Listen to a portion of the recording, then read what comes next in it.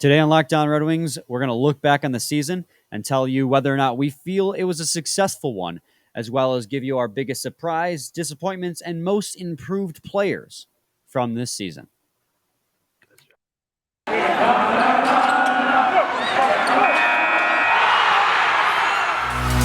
You're Locked On Red Wings, your daily podcast on the Detroit Red Wings, part of the Locked On Podcast Network, your team every day.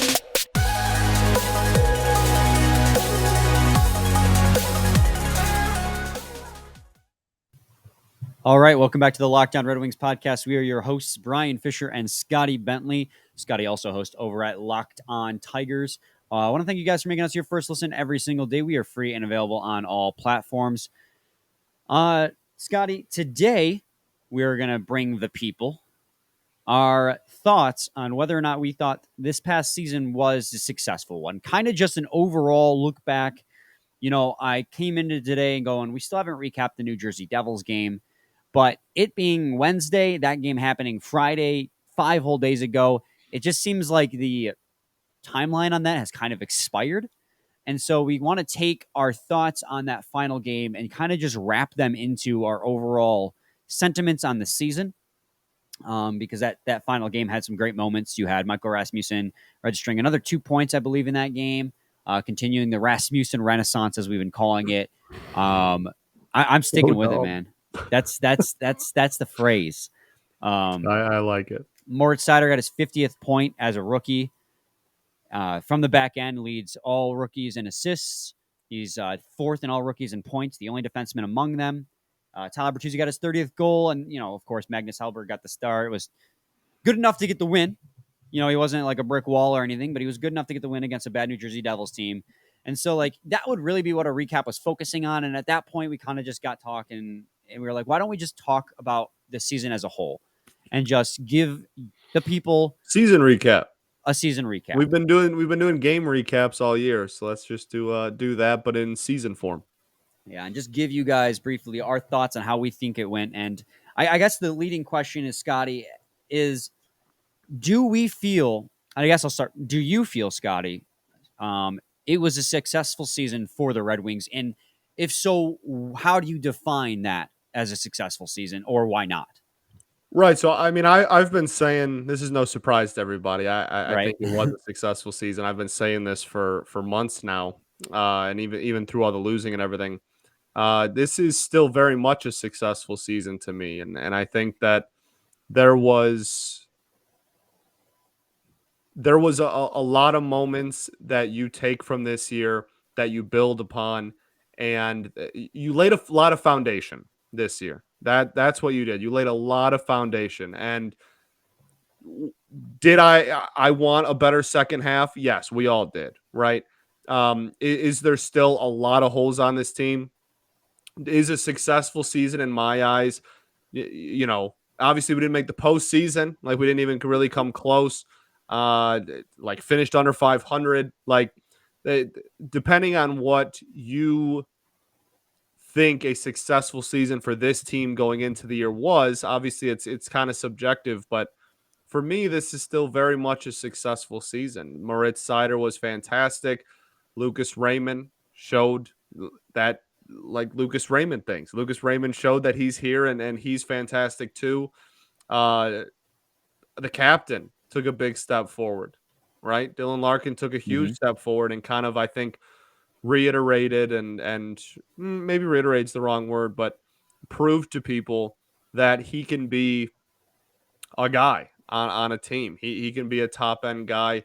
I mean, Bert, it sounds like by everything that the extension is all but certain on his end because he had a great year. Just a lot of Yzerman moves that really panned out. Fabry extension. I mean, Veleno for the last little bit there was doing a lot better. I think he's taking steps in the right direction. Just all around, I think it's a success because you laid the foundation. The foundation is actually in the NHL level. And it's not that they weren't terrible. They were all pretty damn good.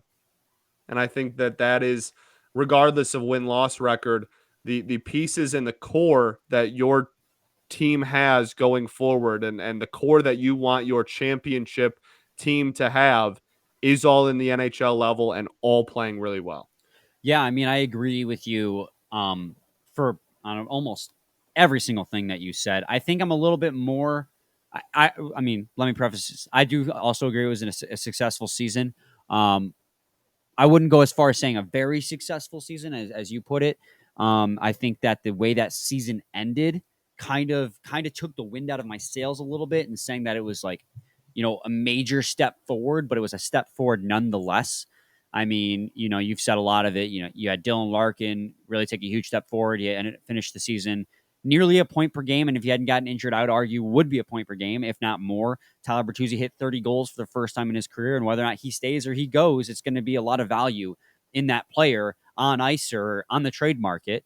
Robbie Fabry inked himself to an extension before his unfortunate ACL injury. And then, of course, all the young guys. Joe Veleno took a huge step forward in his development, especially when he was thrust into a role in the top line center, which, he was not prepared for, let's be honest. But I wouldn't say he excelled, but he looked okay. He was able to make himself work and not be embarrassed every single night. And that sounds like an insult, but it's not. I mean, he was put into a role where he was not prepared for. He was out of his depth at that point. And then obviously Moritz Seider and Lucas Raymond, you can't say enough good things about them. And when Jacob Vrana came back, so it's a successful season from the standpoint of like, yes, certain players made appearances on this team, and other players took steps forward. You had Alex Nedeljkovic come in, and Steve Yzerman said it yesterday, had ups and downs. He had ups and downs. But nonetheless, he was able to get through them with his confidence intact and still put up a 47 save shutout against Boston and a 46 save shutty against Carolina. And that was after all the bad stuff. And then I think at the end, too, that redeems that horrible collapse a little bit is the conviction that Yzerman had to letting Blashill go when it was obvious that was the right move to make. So I think that does redeem the bad stuff a little bit. And the fact that, okay, Yzerman's like, yeah, that was unacceptable. We need to get a new head coach. So it was absolutely a step forward. Great point. But was it as big of a step forward as I was thinking before All-Star break? Maybe not so much because this team does struggle with consistency. But because Yzerman did address that as well. He said that it wasn't just Blashill that failed to get this team, on the right track. Every single player did, and he's like, the front office did too. We did things to address it, and it didn't work out. And so, that collapse is a little bit discouraging. But I think everything that led up to that point were signs of progress, which is why I ultimately decided that this was a successful season. Right, and to that point, I think that's why. That is the key thing for me is right there when you were explaining how at the All-Star break, the second half of the season was a disappointment. And I think regression. Right. As Steve put it, right. So I think for me is I just keep reminding myself on opening night, would you have been happy if this is what happened? If on opening night, if you had a time machine and you could go to today and see how everybody's season ended out, would you say, okay, like, yeah, this I would love it if this happened this year? Yes, I absolutely would have. And so the narrowness of, okay, well, it's the All-Star break. We got off to a really hot start. We want to ride that. If you're just talking from the All-Star break on, yes, I can absolutely understand why you might not view it as a successful season, or you might view it as a disappointing season because the second half was such a letdown. But we got to remember where we were last offseason and going into this season. It was not it was, well, I mean, not great. That's a really fair point that you bring up, though. I think that is the biggest reason why I still believe that this was such a successful season is because win-loss record aside, if you would have put all these stats and everything in front of me on opening night and said, this is how all these players would have finished, I would have taken it in a heartbeat. Yeah, that's a really fair point. I think at some point along the way in the first half of the season, pre-All-Star break. My opinion on what successful was maybe got a little skewed because Exactly. they were playing so far and above what I expected them to. Expectations change, and they should Expectations, change. and then they did change. And then when Right. they fell off, I think I was hurt a lot more than I was expecting because my expectations were risen. Now, like Right. you said, if you were to go back to the start of the season and you were to show me what the team had done and what the individual players on this team had done, I would say that's, exactly what I was hoping for. I expected some big losses in there, but I wanted certain individual players to show growth because those guys would be the foundation. And that's precisely what we saw. Even through the tough times, the players we were expecting and hoping growth for were still producing. Those were the guys who were producing. So I think that's a very valid point that you bring up, that if I were to go back to producer Brian, because I was still a producer at that time, and ask him or show him this turnout, what had happened, he'd probably go, yeah, that's exactly what I was hoping for. So yeah, I think I think overall, absolutely, it was a successful season for the Detroit Red Wings in the standpoint that they took a step forward this season and hopefully can take a step forward again this offseason. Got to talk to you guys today about Rock Auto. No banner. With the ever-increasing numbers of makes and models, it's now impossible for your local chain auto parts store to stock all the parts you need. Why endure often pointless or seemingly intimidating questioning and wait while the person behind the counter, holy cow, orders the parts on their computer, choosing the only brand their warehouse happens to carry?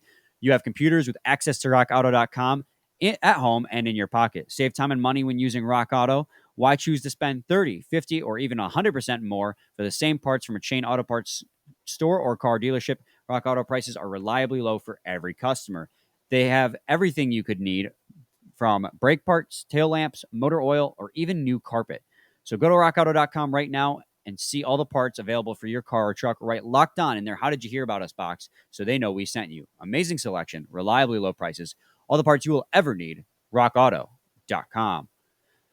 All right, segment 2, Locked On Red Wings podcast, Wednesday edition. Scotty and I are recapping the season and just giving you our overall thoughts on the team as a whole, and then certain individual players. We gave you in the first segment our thoughts on whether or not we felt it was a successful team or successful season as a whole for the team. Scotty, now I kind of want to delve into like individual player performances and how you felt about them. My biggest question for you is, who for you was the biggest surprise on this roster this season? Somebody you didn't expect to have as good of a year as you did. And this one is really interesting to see what you would answer, because I think there's a lot of viable candidates. Yeah, there is, man. There really is. There's a ton of options. And again, that goes back to why I think this was such a successful season, is because I think that there are so many answers to that question. I think, wow, there really is several. I mean, if I can just think out loud, Bert's in there, as not that he was bad before, but I don't think anyone was going into this season going 30 goals. I was thinking Bert, 20 goal scorer, and I was happy with that. And he goes out there, gets a 30-goal season. 30 without playing in Canada. Yeah. I mean, I think that's a surprise of a season. If we're being surprised, maybe a little bit insulting for this one, but like Larkin is low key in that conversation. Absolutely. Not even low key. He absolutely is. Yeah. Like after the season he had last year. Yeah, exactly. And I'm not sure. Maybe, like I said, maybe surprise is too much of like a negative connotation of what he was beforehand. But I mean, I think that he deserves to be in there. Both of the rookies, whether you like it or not, deserve to be in that conversation. I think, Mark Stahl probably in that conversation. I thought about saying it because expectations, I don't want to sound rude, but expectations for Mark Stahl were pretty low.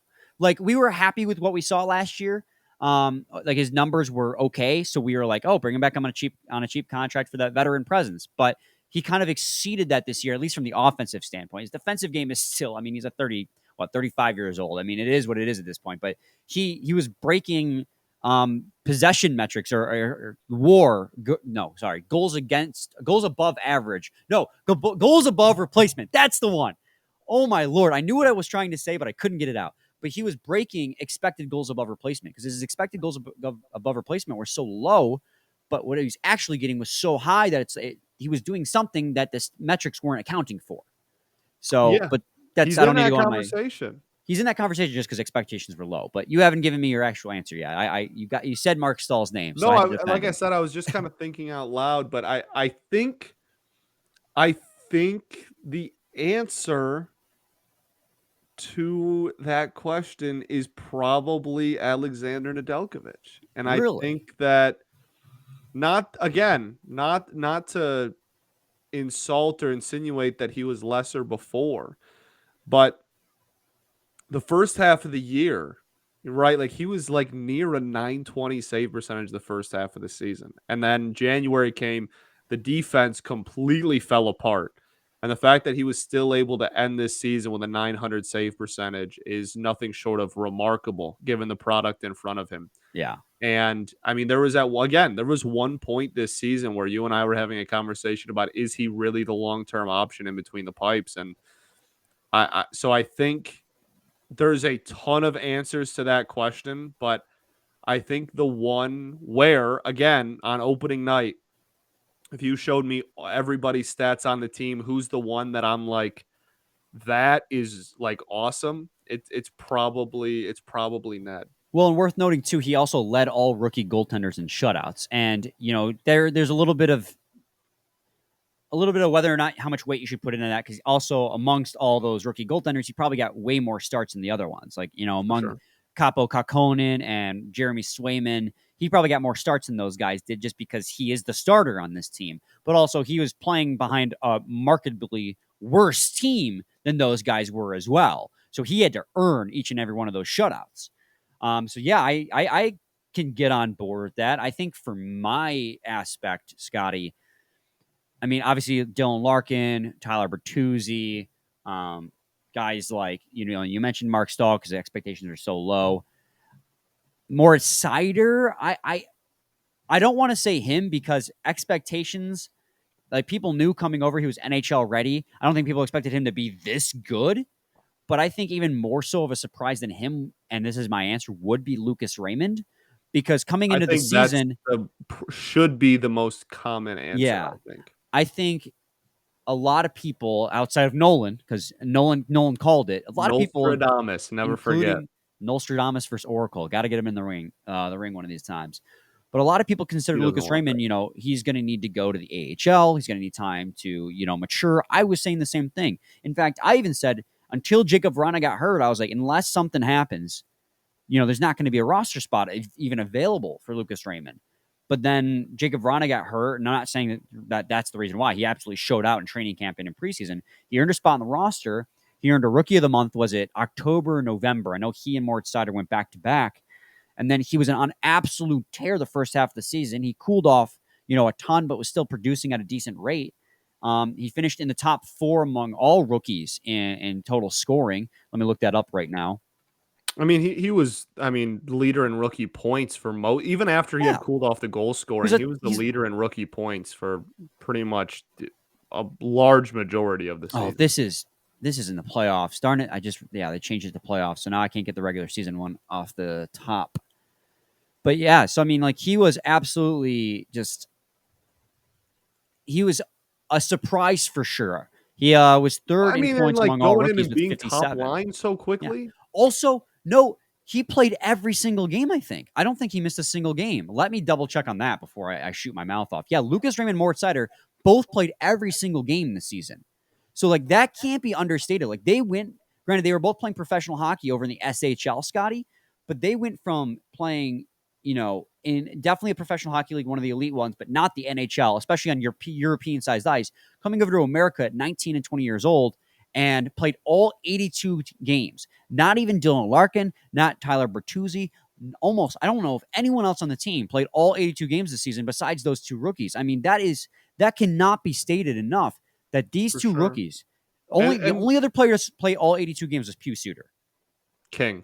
But like the thing, and again, like it wasn't like they got gradually put into their roles. Like both of them got okay, you are top line players immediately. And again, I think that the reason that the answer that most people will give you is Raymond for that question is because he didn't have the same level of hype that Seider Yeah, had, and yet thrived in this same situation that Seider was put in. absolutely. He didn't have 3 years or 2 years post draft of just highlight Correct. reel clips coming out of the overseas to hype us up. We didn't, Lucas Raymond was very much an unknown coming into this season.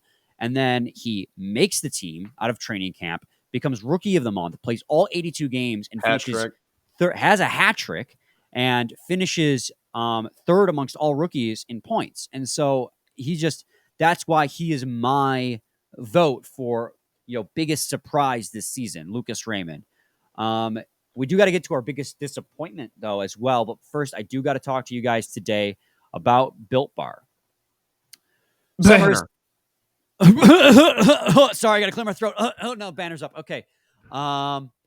Summer is coming, and with summer, you're going to need some food on the go. Built Bars are the perfect snack to take with you on your family vacations. I can't focus on the ad read. That was ridiculous.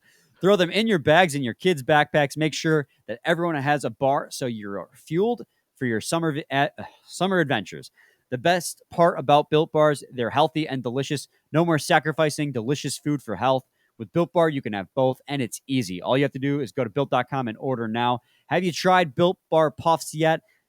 We are going crazy for these puffs. They come in crazy flavors like banana cream pie, and even churro. Who doesn't want a protein bar that tastes like a churro and they're only 140 calories? Sign me up. It's not If not, that's not enough flavor for you, then you might want to try the mixed box. The mixed box comes with 12 flavors of Built Bars and puffs. So go to built.com, get all your favorites: banana cream pie, raspberry, double chocolate, and so many more. They're delicious, and new flavors are coming out all the time. Check them out at built.com. Go to built.com, use promo code LOCKED15, get 15% off your order. Use promo code LOCKED15 for 15% off at built.com. Oh, that was rough. Yeah, that wasn't your best. Not my best. I'm like not a built, like I can't read today. I don't know what it is, but like I can't focus on the words in front of me. But Damn. we don't edit anymore. We just don't. So to the listener I don't at home, Tigers either, man. I'm just like, you guys are gonna have to live with it. I'm gonna screw up sometimes. I'm a human being. Deal with it. same. I am absolutely echoing that sentiment. So you guys are gonna have to deal with that. Built.com, locked 15%. See, I even messed that up. Locked 15. Get 50% off your order at built.com. There's your read, guys. I'm sorry, Built Bar. I'll do better next time. Segment 3, Locked On Red Wings podcast. I've done your read 1,000 times. Give me a mulligan, all right? Your biggest disappointment of the season, and Philip don't say Zadina, me. next question. Okay. That was fun. Good discussion. What do you got next? What's your next one? You're not even going to entertain like any other players? There isn't one. Well, oh, come on. Okay. Philip Hronik, Danny DeKeyser, Thomas Greiss. You expected a lot out of Danny DeKeyser this year. You went into the season, you were like, you know what? DDK is going to kill it, bro. Yeah, for sure, dude. No. He's wearing an A, man. There is one answer to this question. No, you're right. It is Philip Zadina. I mean, the guy again, first full season. So now we can say he's got a full season under his belt. But he only had 24 points in that span. He, only had 14 assists and 10 goals, just barely cracking 10 goals. I mean, it's not good enough from a guy you took 6th overall in the 2018 NHL draft. You drafted him to be a scorer, and he just isn't scoring. Yeah, no, I mean, there are certainly other players on the team that you could point at and go like, we maybe expected a little bit more from you, or you should have played a little bit better. I don't think there's anyone even close to Zadina when it comes to the answer to this question, though. I really don't. And honestly, I'll be the first one to say it. I'm still not giving up on him. No, Again, neither am I. This was his first full season.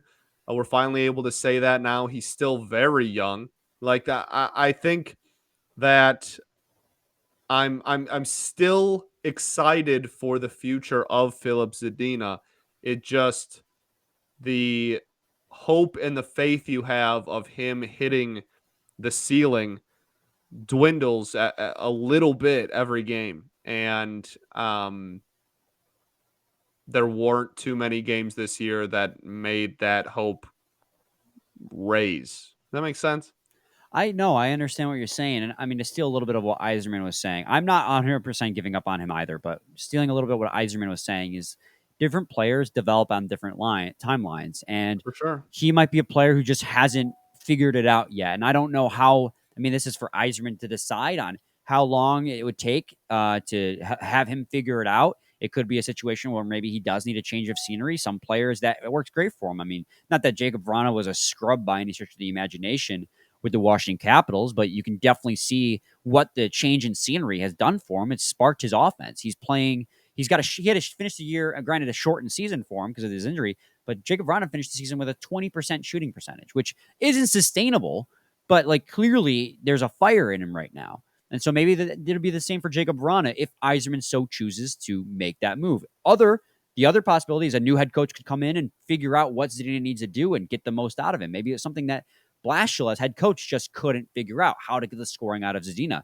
Or it could simply be that he can't play on the NHL ice. We see that all the time too. There's so many potential possibilities for Filip Zadina because he is still so young that I don't want to give up on him yet. And it's not even my decision on whether or not to give up on him. That comes down to Steve Yzerman because Steve Yzerman knows best. Steve Yzerman comes first. Steve Yzerman comes first. That's what you call a callback. So that brings me on to my next question, though. We've done most biggest surprise, biggest disappointment. Who would you say is your most improved player on the roster this season? It's really hard to not go Burt for this one. Like Larkin's certainly in consideration for it, like we talked about earlier. But it's really, really difficult to not give that one to Burt. I think that he has the slam dunk argument for it. And again, not that he was bad before or anything, but certainly wasn't a 30 goal scorer 2 years ago. And last year he was hurt for almost the entire year. So pretty easy to bounce into that type of title or award or whatever. When those were your last 2 seasons. And I think it's a slam dunk pick. And I think he went from, even if you're not looking at, numbers or stats or whatever, just expectation, like he coming into the season. I'm not sure there was a consensus of what Burt was going to be.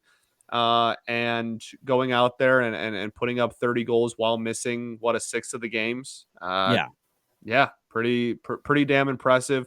And I think the biggest thing for him was that he solidified himself from maybe a potential question mark for a lot of people on whether he was going to be a part of the future or not, to a slam dunk. Like, yeah, he is part of the future. If Stevie says it to be. I want to go with Dylan Larkin because of obvious reasons. Like, I mean, guys, he was a point per game player this season. That's phenomenal. He would have broken his career highs if not for the injury.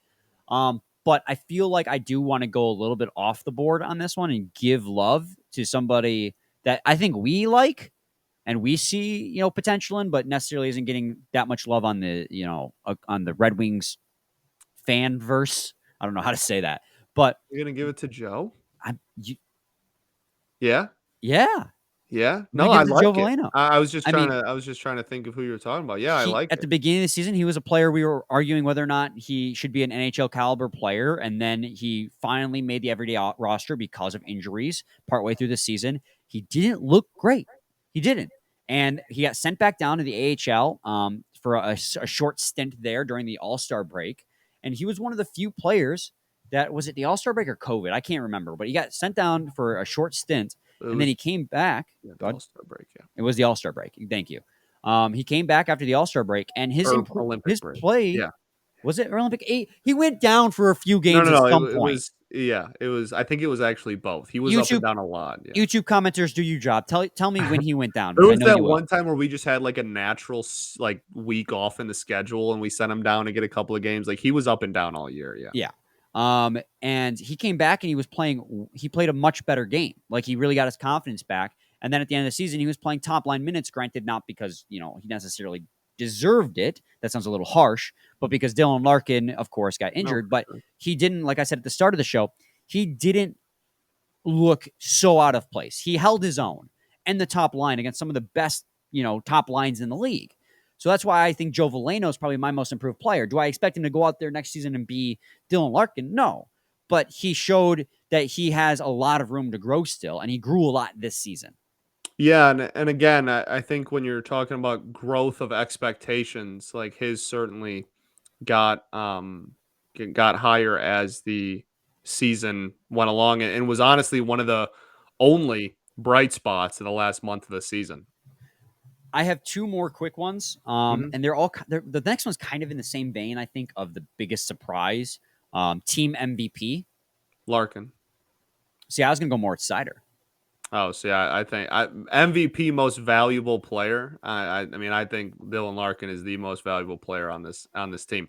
Now, I mean, you could argue without Sider, the defense would have been I mean, even with Seider was right. That's my point. Like yeah. it might have been even worse than it already, or struggled more than it already did. But um, I I mean, team MVP for me is like who is your like best, like most valuable player, and for me, that's Larkin. I get it. I think I might be looking at it from a different perspective. And I don't disagree necessarily. I think Larkin's, it's 1 and 2 right there. Sure. But for me, I would go with Sider because of the fact that like he didn't have anyone to play with all season long. I mean, his defensive partners were Jordan Osterley and Danny DeKaiser for the most part. And despite that, he again put up 50 points. Like weekly I was mean, breaking these records that Larkin's line rookies mate set. was a teenager rookie, and then a circus on the other side. And it Tyler was just Bertuzzi for a good chunk of the season. Then it was Vlad Nemesnikov until he got dealt, and then after that, it kind of fell apart. But like I think you got that a carousel on the left and a 19-year-old that's playing in the NHL for the first time on the right, and he put up the best season of his career. I think that they're both MVPs. This might be a cop out, but they're both MVPs for their respective position for sure. No, for sure. Forward and Yeah, no, this defensive isn't. core. I'm definitely not going to come on here and slander Moritz Seider. He Yeah. definitely deserves all the love and recognition he gets too. And then my last question to end the show, looking back on the season, how do you think Steve Yzerman did at Ooh. constructing this roster? This one you didn't know about. We talked about all the questions ahead of time. I was like, I'm going to give you these questions to come up with answers, but this one I'm coming up off the cuff. How do you think Steve Yzerman did this season? Did he meet, fall below, or exceed your expectations as the general manager of the Detroit Red Wings? I think I would say meet because they were very high. It would have taken us making the playoffs to exceed. I mean, you know what I mean? Like I already view this season as a success, as we all know. So like I would say meet. Look, like we talked about the trade deadline, like as far as moves like that, we liked the deadline. You got less than you thought for Vlad. I mean, he was an expiring deal, and you were finished well under 500. Like anything is something. Like it was either that or hold on to him for nothing. And like I know we have the sentimental thing, but like anything was going to be better than just keeping him on here just to finish out the season for no reason. So like if the market wasn't there for him, the market wasn't there for him. The other deal at the deadline was fantastic. So yeah, I mean, I think I think that meat. I think he handled. We talked about Veleno. I think he handled the ups and downs of him very well. I think he handled the bottom six about as well as someone could have, just with all the injuries and or just like different levels of talent. Just wanted to move people in and out, call people up and down. Leaving Bergeron in the A for the entire year, I agree with in hindsight. And we had a little bit of a discussion there at one point earlier in the year about whether it was time to bring him up. But I think that it made sense to keep him down there.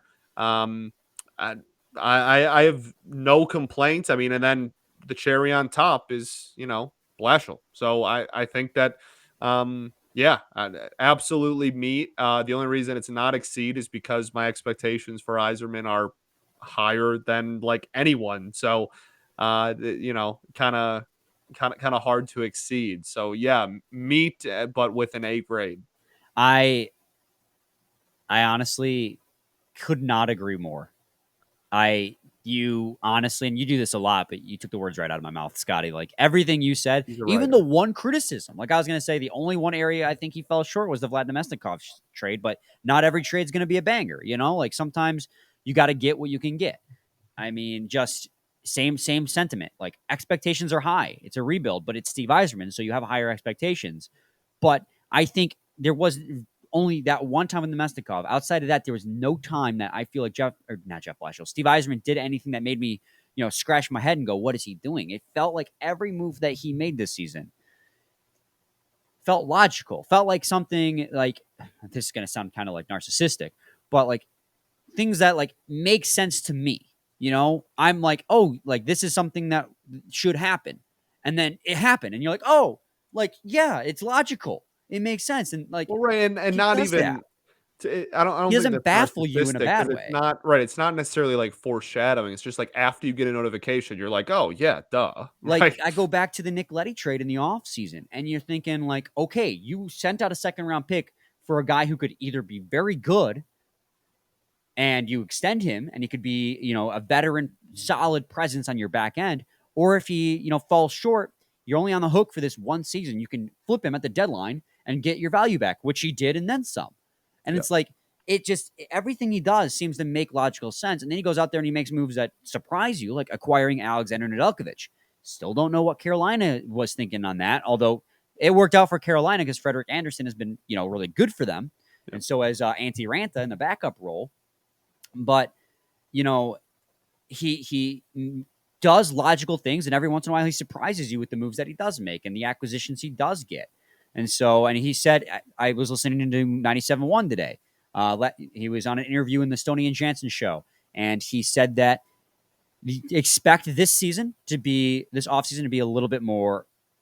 He's going to try to be a little bit more aggressive. Because again, he always falls short of saying something because then he always backpedals. Right. He's like, I'm going to try and be more aggressive this offseason. It's what he said. So expect more surprises from Steve Yzerman to come. Absolutely agree with you, Scotty. Meets expectation, and that is a compliment. Correct. Yeah, no, that's why I said like meet expectation, but with an A grade. Yeah. Meeting expectations is near perfection for him. We are way past time, but it was a really good conversation, good show, so I didn't want to cut it short. Yeah, no, and like season recaps, like I think that makes sense. That's a little bit of a longer show. I don't think minus the Built Bar read. Sorry, Built Bar again. I'll get it right next time. You can slap me on the wrist if you want. I'm inviting danger here. Thanks for making Locked On Red Wings your first listen every day. Now make your second listen Locked On NHL. From first round matchups to each Stanley Cup kiss, Locked On NHL covers the playoffs like no other. Hear the latest odds, latest news, and opinions from local experts every Monday through Friday. It's free and available wherever you get your podcasts. Scotty and I will be back tomorrow. I keep wanting to say with an episode or a game recap, but it's like, no, there's no more game recaps. Like it felt like muscle memory for the longest time. What do you want to talk about tomorrow? Do we know yet? Of course, Scott. We have everything plotted out like months in advance. No, I was just like, because we have. I didn't mean it like that. We have like a a bag full of stuff we want to do this off season, and it's just a matter of picking when to do all of it. That's when the right time is. It's going to be a fun off season for real. Oh yeah, absolutely. Well, we'll get that figured out. What we want to bring to you guys tomorrow, like Scotty says, we do absolutely have like a I won't show you guys the list, but I mean, it's a laundry list. It's literally, I have my notes app is full of stuff like I want to get to. And we'll figure out which one of those things we're going to bring you tomorrow. Same time, same place. It's your team every day. Every day.